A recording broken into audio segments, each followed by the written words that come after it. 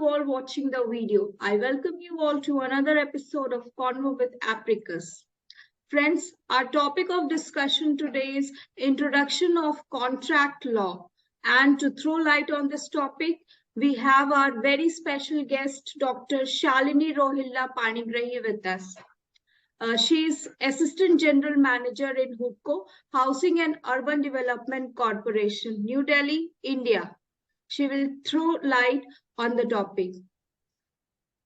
Should we start, ma'am? Yeah. Good afternoon, Rishu.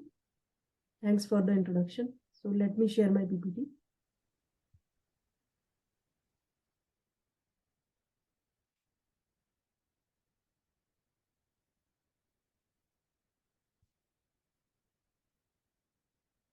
So today we are starting Contract Act series module number 1. So this series will give you a basic idea, basic starting about Indian Contract Act 1872. So we'll be dealing with some definitions, basic definitions. It will give just a fair idea of what actually Contract Act is all about. So in this module, we'll be dealing with application and scope of this act. What is the scheme of this act? Definition of contract. What are essentials of contract? And these types of contract, contractual ability, and these 3 topics, the last 3 topics, we'll be dealing in module number 2. So law of contract is codified law. It means it has taken the shape of a code. Everything is like codified, and we have to derive the law of contract from that act only. We cannot go beyond that act. Okay. Most of the parts of the Indian contract has been taken from British common law. You will be seeing whenever you read Contract Act and you will be reading the cases will be English cases. So most of the part of our Contract Act has been taken from British common law.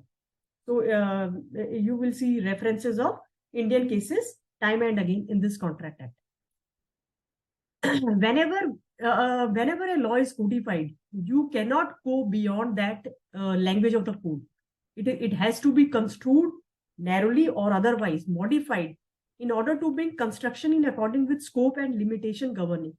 So you cannot go beyond the terms of contract. You have to go according to the law. Since it's codified, you have to follow that each and every provision of the law. The leading case of Satyavrata Ghosh versus Mugni Ram Bangur and Company, we'll be discussing that also in the coming modules. So this act is basically divided in 2 parts.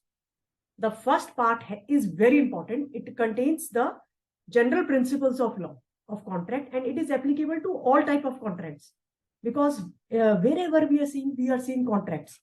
So if we don't have that basic understanding of contract, it will be very difficult for laymen and even the students who are like opting law as their career. They have to understand this act in like entirety, and this module will give you everything which you need.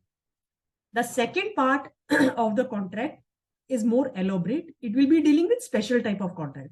So if we master the first part, 1 to 75 sections, you will be like this second part will be cakewalk for you. So these first part, I'll be dealing in various modules and in a very simple way. So you will be liking this module like anything. So what is contract? Definition of contract. Contract is basically an agreement made by 2 or more persons. So you need at least 2 persons to make a contract. And there should be an agreement which is legally binding in course of law.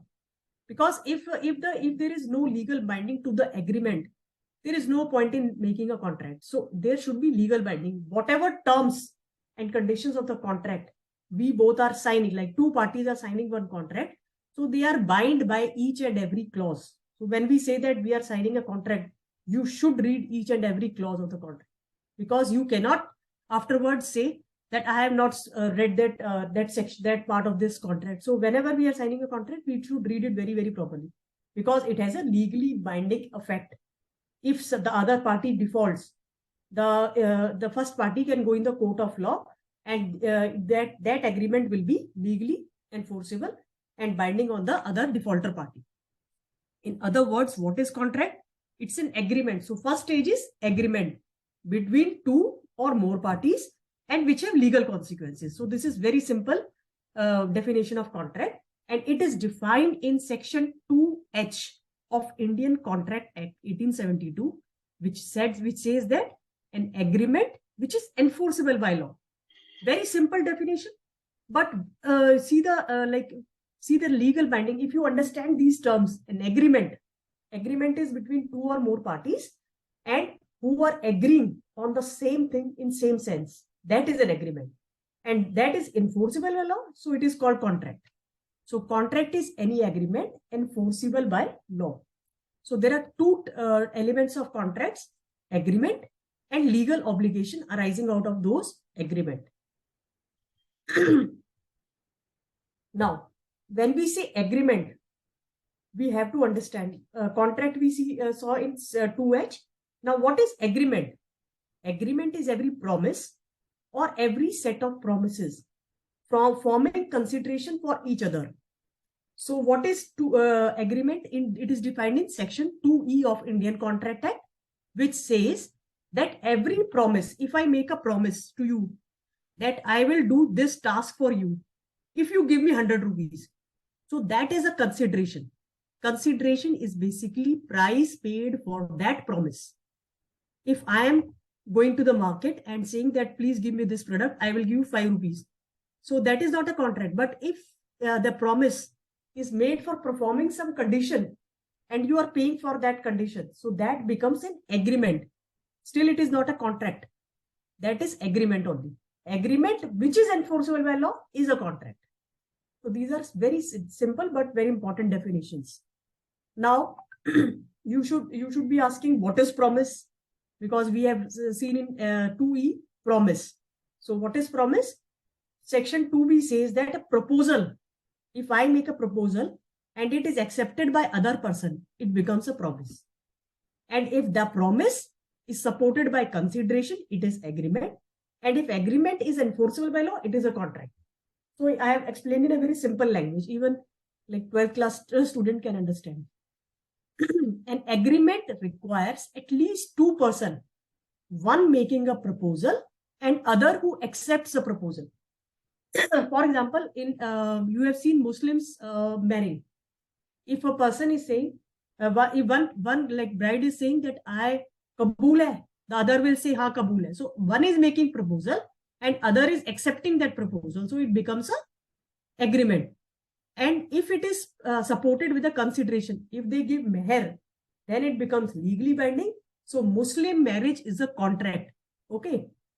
Because it contains a promise, a proposal, which is accepted by other person, it becomes a promise. Then they both are agreeing, it becomes an agreement. And since it is supported by a consideration, it becomes a contract. So both parties must agree upon same thing in same sense. For example, if I am saying that I want to like marry you, but other person is not understanding that thing in that sense, so it is not example of acceptance. It is not agreement. Both parties must agree the same thing in same sense. They must have, in legal language it is said that they have consensus ad idem, means they are accepting same thing in same sense. Okay. Now we have in the previous slide also we saw that agreement requires at least two persons. One person can't make an agreement. So at least two persons are required. One making a proposal and other accepting it. And that the agreement can be oral or it can be in writing. But there should be an implied consent of the parties. So these three definitions are very important in Indian Contract Act. They might be simple in like looking very simple, but they are very, very important because throughout the Indian Contract Act, you will be listing these definitions, 2H, 2E. So you have to like understand these things. They're very important things. Now, when we say that contract is providing a legal obligation, what is that legal obligation? To make contract, an agreement must be enforceable by law. It means that agreement must be given a legal obligation, means the other party has to fulfill that. He cannot deny. that I will not adhere to this term or that term. No, he has to fulfill. For example, when we give loans, like I am in HUDCO, so we give loan to the borrower company.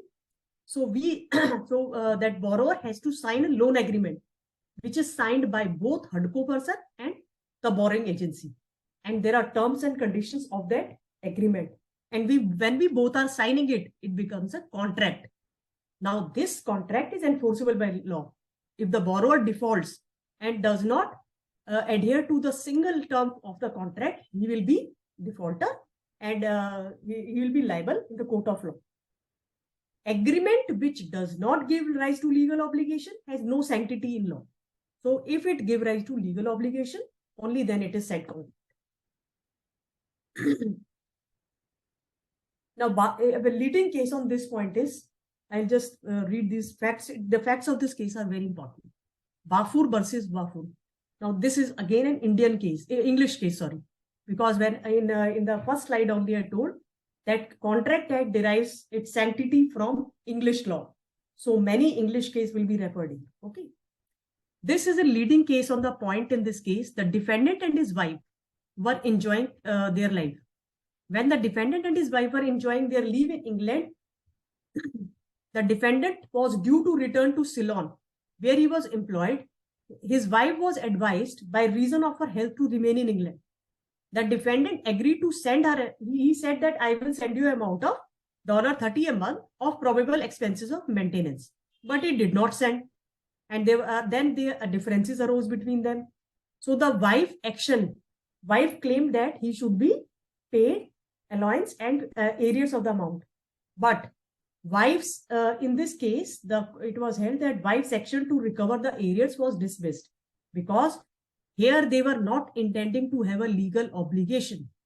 They were agreeing, but not intending to have a legal obligation. So all agreements are not contract. They are contract only when there is an intention to make a contract. So that intention is very important.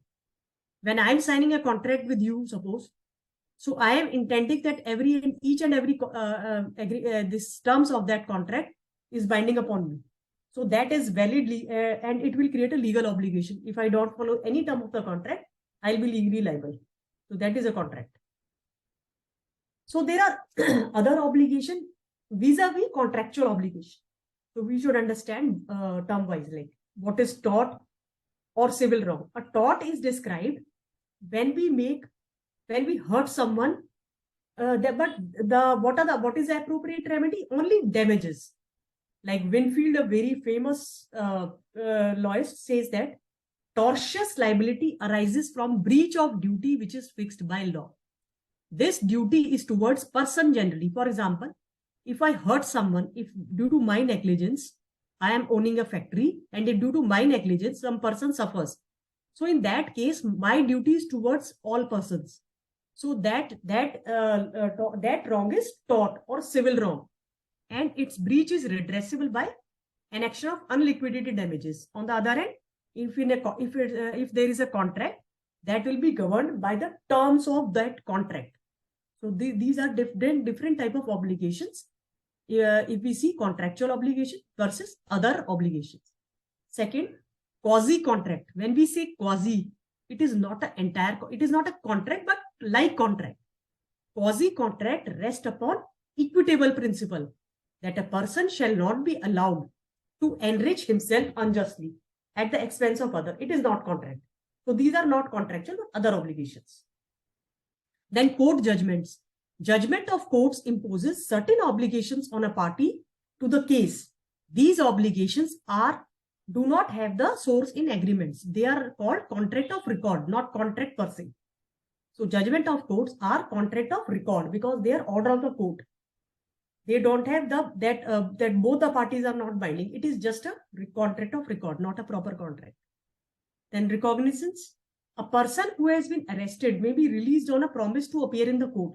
For example, if a court says that you are guilty and you have to appear in the court of law, but if you not appear, you pay this bond. So there is a type of this type of obligation which is bound himself to pay certain sum of money in the event of not appear. If he doesn't appear, you have to pay. So this obligation is called recognizance. These are not contractual obligations. Then status of obligation. For example, husband-wife relationship. If I say my husband to do something, he is under an obligation, but that is not a contract. You cannot go in the court of law and say that my husband has not followed my instructions. Okay. Now, Samand, the famous jurist, says that law of contract is not a whole law of agreements, nor is the whole law of obligation. It is the law of those agreements which create obligations. So in previous slide, we saw these are obligations, but they are not contractual obligations. So Samant's definition is like in two lines, he has summarized the entire contract law. When the obligation has legal binding, only those agreements are contracts. So section 2H of Indian Contract Act has to be understood very, very carefully.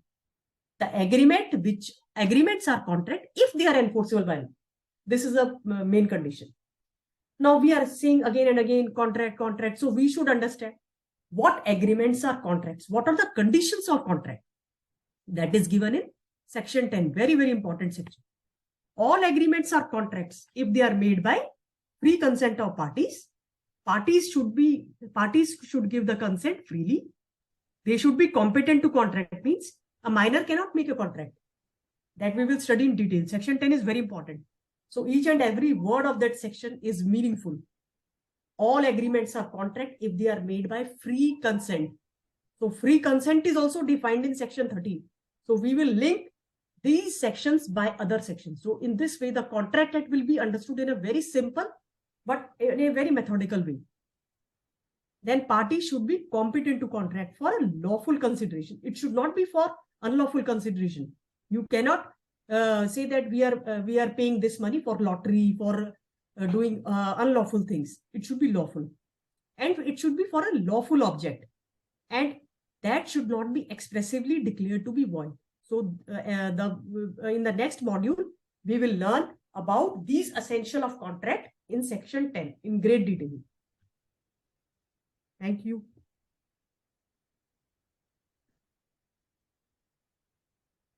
Thank you, ma'am. Thank you for such a short, detailed, and lucid explanation of the topic. I hope our audience will get benefit through this session. Thank you so much. Thank you.